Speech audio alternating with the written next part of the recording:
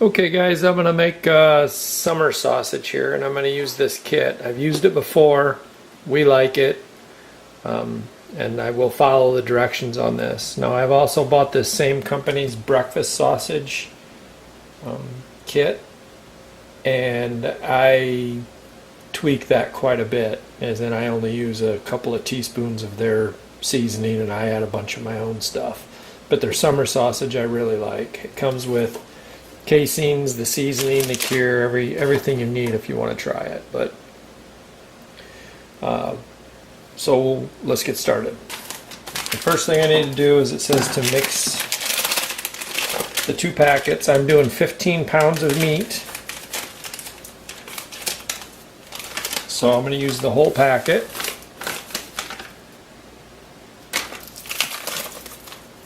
And the same with this is the seasoning and this is the cure.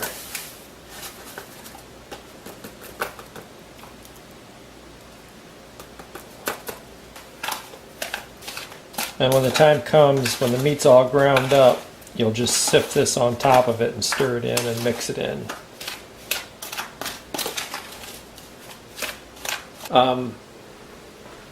This is going to be predominantly wild game.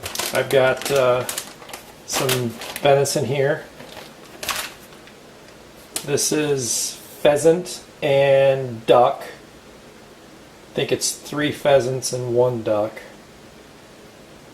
This is pork from the store, and when that goes on clearance, I buy it. So generally you want to add pork to most of these recipes. Don't have to, that's what it recommends, and that's what we tend to like. And then over here I have more venison, but this is already, I spent a good portion of yesterday grinding venison burger. So I needed a little extra to get to my 15 pounds, so I took 4 pounds of already ground burger out, which isn't a big deal because it's going to get ground again anyways. I'm going to use the meat grinder, and the first course is supposed to be coarse. The first grind is supposed to be a coarse grind. So we'll start with that, and we'll try to mix them a little bit, like a little bit of deer, a little bit of pheasant, a little bit of pork. Doesn't have to be perfect. We'll mix it all up in the long run. It'll be what it is. This is going to be loud, so I'm going to give you a warning when I start it, and then I'll grind some here. Ready? Okay.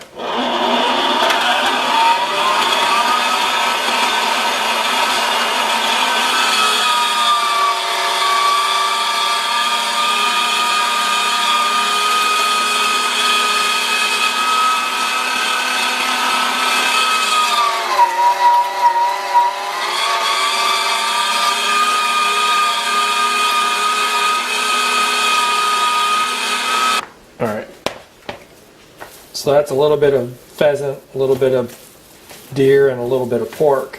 And we can just kind of mix that together before we do our second grind, and that's what I'll do. I'm going to finish grinding this up, and then I'll bring you back to start the second grind. Okay guys, I've got the first course ground, and I buy these totes just for processing deer meat. When you're doing 2-3 deer every year and you do a lot of it in burger, you need to be storing it somewhere until you can get it packaged, because it takes quite a while actually to grind up 2 or 3 deer into burger. So that the second one was the already packaged. It's the stuff I packaged yesterday. So I just add that to it. So now the instructions say that, well, they don't say this, but since we've got 3 different, well technically 4 because there's a duck in there, different kinds of meat, I just want to get it kind of good and combined. So I'm going to take the time to do this step.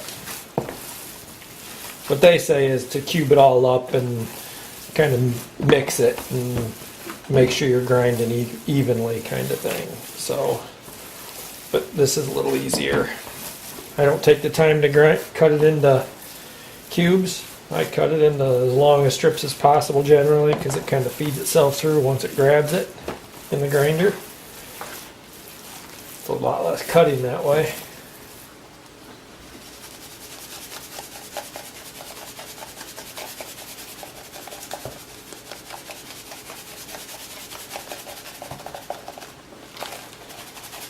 This is the mixture of the seasoning and the cure, and I'm going to add roughly half of it and mix.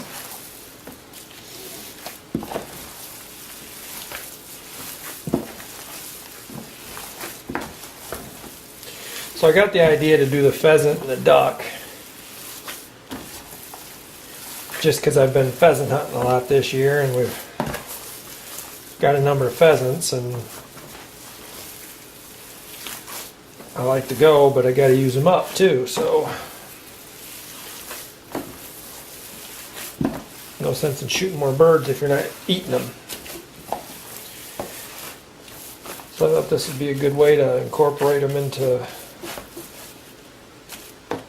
the sausage, or summer sausage.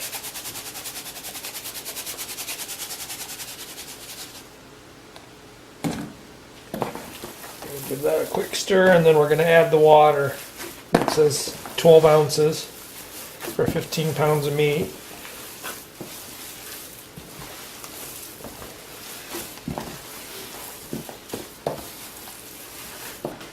And it's supposed to be ice water.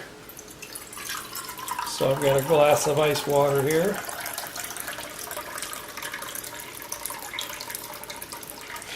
"12 ounces is a cup and a half.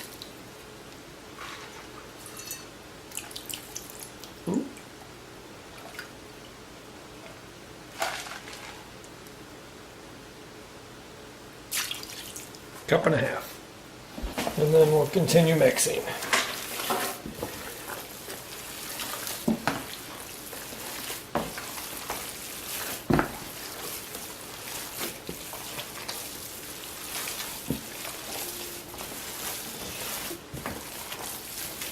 This package comes with casings to put it in, and those are already soaking in water, if I didn't already say that.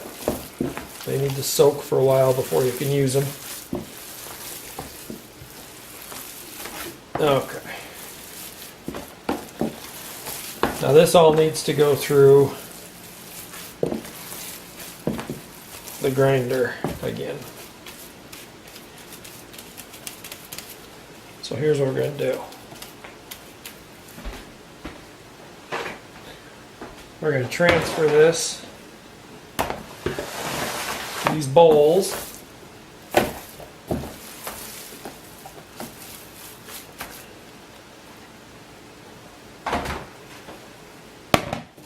And then it will grind directly into this tote.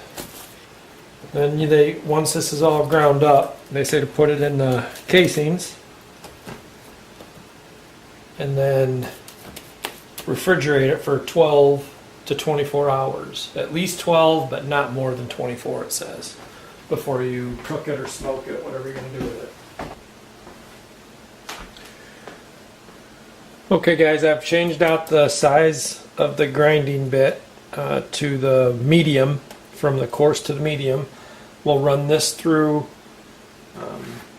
the grinder a second time, the last time, and then we'll put it in containers. When I start this up, it's going to be loud, so we'll just give you a warning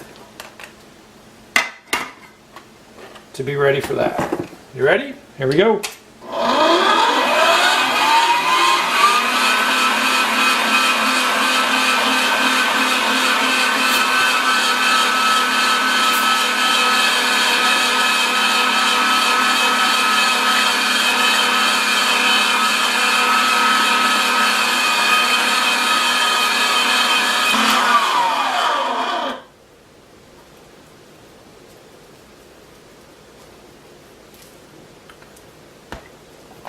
Alright, now it's time to start stuffing the sausages.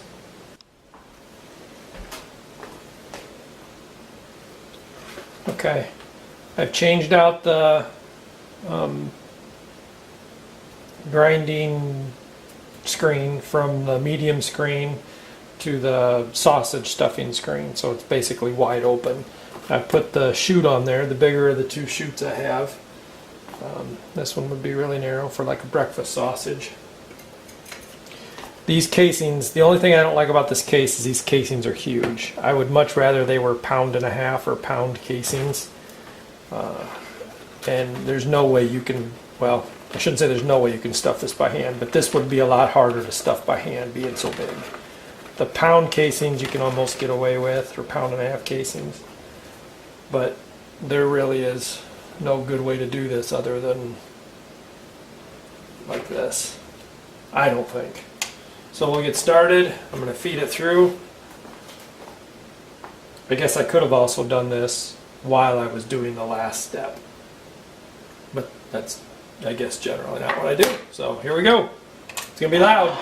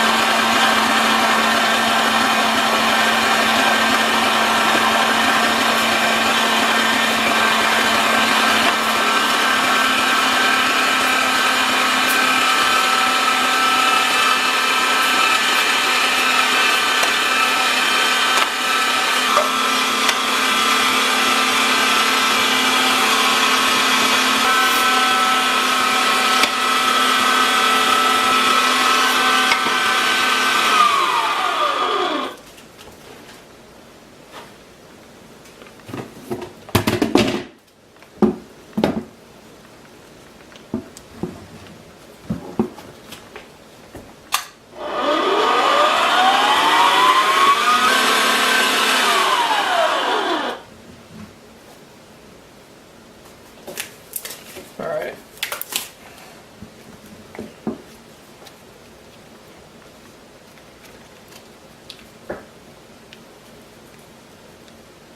Let's, you can see what I'm doing there, twisting that.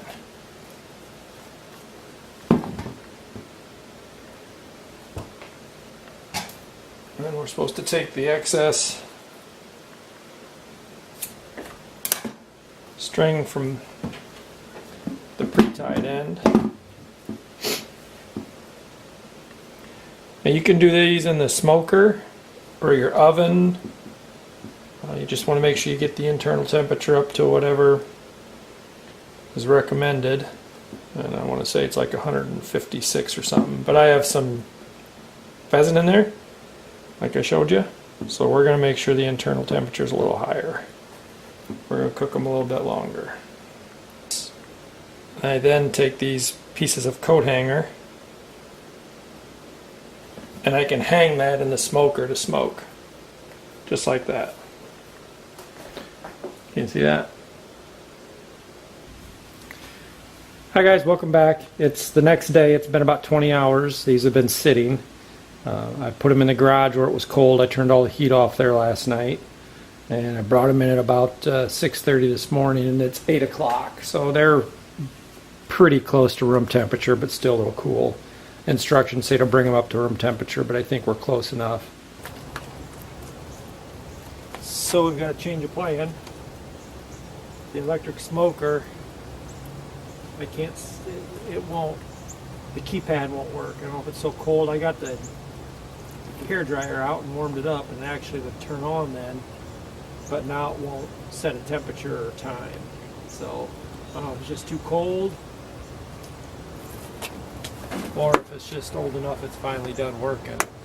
It's bad timing, but I guess it is what it is. So we're going to do it this way, which just means I have to pay more attention to regulate temperature. And okay guys, so you know we ran into trouble with the smoker, the electric smoker, so we're using the charcoal wood smoker. I've got it up to about 160 degrees. It seems fairly constant there, so I'm going to tweak it just a little. But the other dilemma is now I have no more charcoal. I used the last of it to get it going, so I've got to run to one of the stores and find charcoal. So I'm going to put the sausage on, the summer sausage, and find that stuff. By the time I get back, I should be able to put some wood on for smoke. The instructions say don't add smoke until an hour after being on the smoker. So I want it to be in the smoker for an hour with no smoke, just heat. The other catch to that is it's a charcoal smoker, so there's going to be some smoke, just not wood smoke. Right? Okay. The wood I got out of our wood shed. It's apple, so.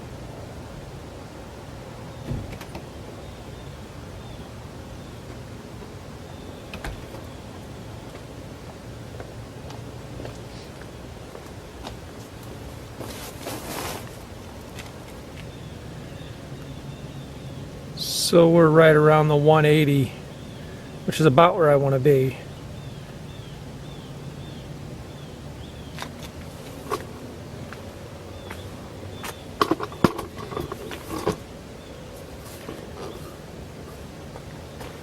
So to keep it from climbing, I am going to close it down just a little.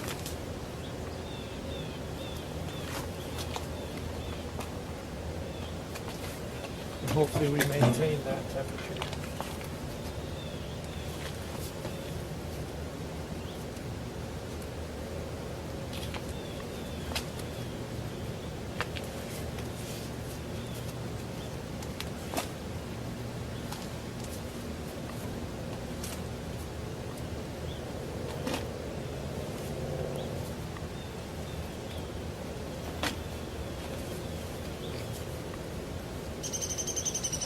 The only other thing with this is I really feel like I'm going to have to come out eventually and move these around just because they're closer to the heat source. It's not so centrally located. So that's the only issue. I want to make sure they're evenly cooked. So I'll have to move them around and work that way. But we'll make sure this gets back up to the temperature we want, and then we'll take off and go get some charcoal. So it's been just over an hour. I am going to add a chunk of apple to start some smoke, and some more briquettes.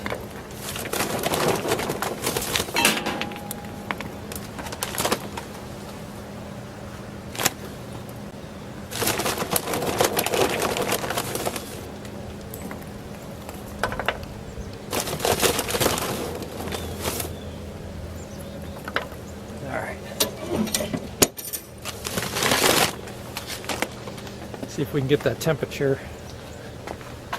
It dropped about 5 degrees from the time, so it was about 175 when I got home. We'll get that temperature back up to around 180 and hold her there.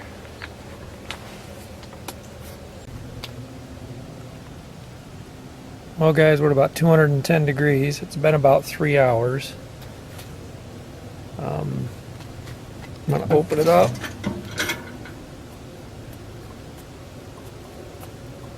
Yeah,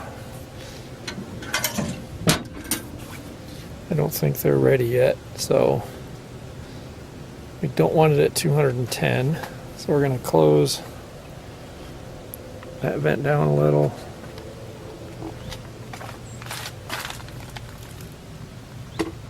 And we'll close this vent down a little.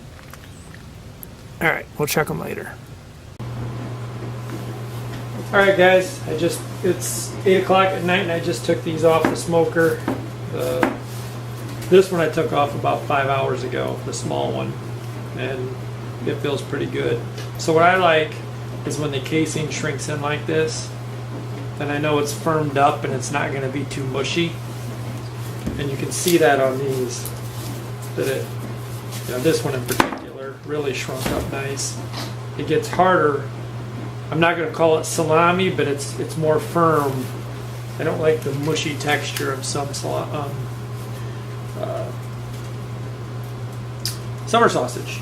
This one isn't quite as dry. I'm sure it's totally done. It's actually kind of warm even yet to the touch. Well, I mean it is warm, not quite hot. but it's not quite as shrunken away. So I'm curious what that's going to be like inside. This one, I almost worry. Now this one still is actually kind of hot to the touch. I hope it's not overdone.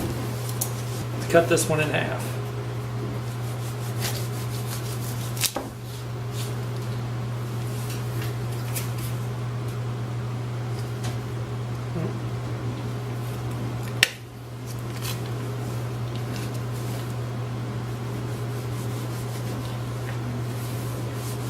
See, that's probably a little darker than it should be.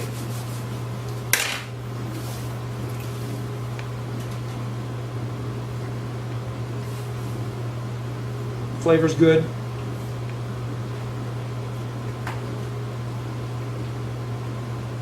Better cold, I think.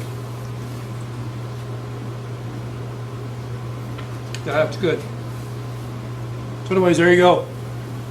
It's kind of hot, actually. Thanks for watching, guys. We'll see you on the next one.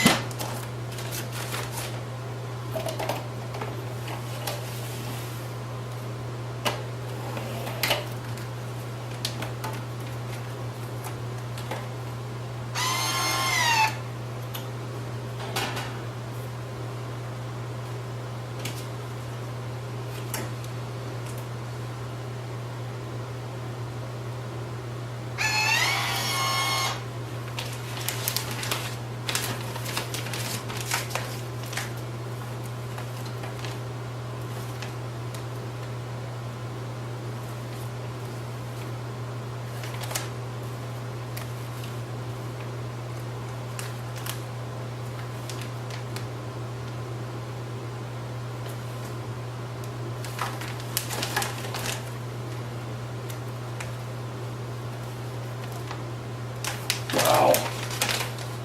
This is one of the reasons I just despise this thing. Don't get me wrong, for this kind of thing, it's about the best you can do. But it's got to get in there perfect, or it tells you, you know, try again, try again. It's kind of a pain. Not to mention these bags are expensive. So if you're doing your own meat, this really isn't.